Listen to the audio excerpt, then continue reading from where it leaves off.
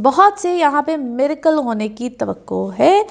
मौत ज़ाती तौर पे कह लीजिए कि किसी चीज़ की रिकवरी हो जाना। It could be a financial situation as well, जो कि बहुत ज़्यादा गड़बड़ में गई हुई थी, यहाँ पे उसके भी रिकवरी के चांसेस हैं। आप इस वक्त दुआ खैर बिल्कुल कर रहे हैं और करते रहिएगा। आप बहुत सी चीज़ों को आपने ना क्या है अकेले में करना, यानी कि आइसोलेशन में जाके करना शुरू किया है, एंड यू आर फीलिंग कि you are much better like this, rather than के बहुत लोगों के झुमगट्टे में काम करना या बहुत लोगों के साथ अपनी चीज़ों को शेयर करना। यू आर डेफिनेटली इन क्या कहना चाहिए, अल्लाह ब्लेसिंग, अल्लाह की ब्लेसिंग में है।